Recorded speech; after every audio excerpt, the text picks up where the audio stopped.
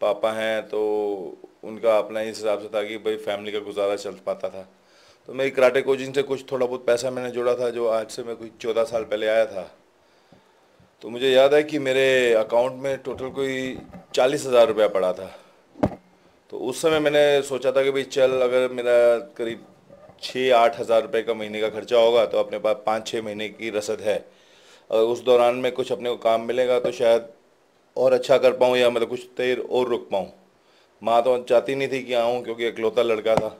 But पापा ने मेरे को सपोर्ट किया। वो बोले नहीं, जा बेटा तू कर, कोशिश करके देख, अगर कुछ होता है तो हो, मगर ये मत हो कि तू अपना पूरा ज़िंदगी उसमें बर्बाद कर दे। ऊपर वाले का कर है, मैं आया। फिरोज़ खान साहब ने मुझे जानशीन में एक छोटा सा ब्रेक दिया। पुनीत सर साहब ने गर्व के अंदर काम दिया। तो वो कहते हैं ना, जहाँ चाह वहाँ राह। तो धीरे धीरे रास्ते अपने आप बनते चले गए, और धीरे धीरे आज ये जो 1-2 महीने का सफ़र था वो 14 साल का हो गया। और भगवान की दया से करीब 55-56 फिल्में कर चुका हूँ, चाहे छोटे छोटे कैरेक्टर की है। मगर अभी जो आगे आने वाली आगामी फिल्में हैं, जैसे झमेले पे झमेला है, उसमें मेन विलन कर रहा हूँ। उसमें काम देखकर हमारे एक जानकार हैं बॉबी सिद्धू साहब, वो भी एग्जीक्यूटिव प्रोड्यूसर हैं। उन्होंने मेरे को एक नई फिल्म दिलवाई है एहसास, जिसमें मेन विलेन कर रहा हूँ एजाज खान के अपोजिट। और बाकी अगर आप लोगों का प्यार रहेगा तो और भी अच्छा करूँगा। अली 55-56 फिल्में करने के बाद जी। हिंदुस्तान का एक बड़े ही स्टाइलिश इंसान के साथ आपने किया है, जिसने फिरोज खान नाम है। जी। जानशी में किस तरह का एक्सपीरियंस रहा उनके साथ, क्योंकि इंडस्ट्री में बहुत ही ज़बरदस्त अंदाज में जी हैं वो। सर मैं आपको बताना चाहूँगा कि मैं फ़िरोज़ खान साहब का बहुत बड़ा फ़ैन हूँ। उनके स्टाइल का मैं कायल हूँ। जो उनके स्टाइल हैं, जो उनका बात करने का तरीका है, हैज़ अप टू दैट बंदा। मतलब ये कह लीजिए कि मैंने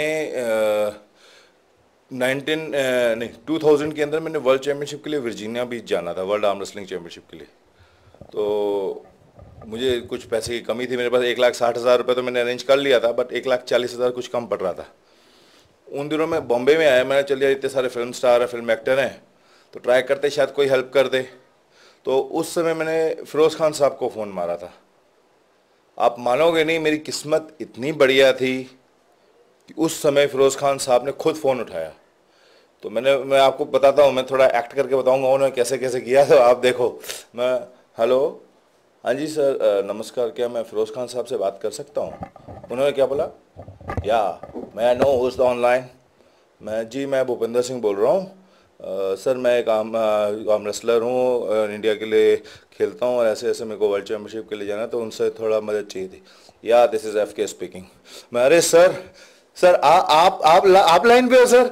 sir I can't believe that I am talking to my favourite actor. कहते बरखुदार, ये तो तुम्हारी खुशनसीबी है कि आज हमारा सेक्रेटरी हमारे घर पे नहीं है, नहीं तो आज ये फ़ोन वही उठाता।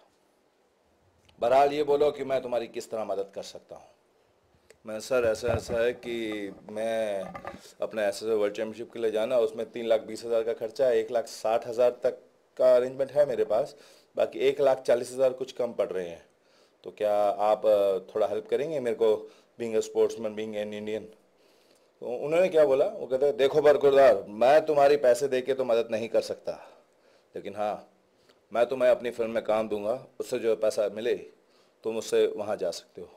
तो मैंने बोला कि sir I would love to do that. मैं अपनी मेहनत के पैसे से बाहर जाऊँगा, मुझे बहुत अच्छा लगेगा। वहाँ से उन्होंने मेरे को ये जानशीन में काम दिया। वो फिल्म मैंने की, वहाँ से मेरे को उन्होंने अच्छा अमाउंट दिया। Being a beginner,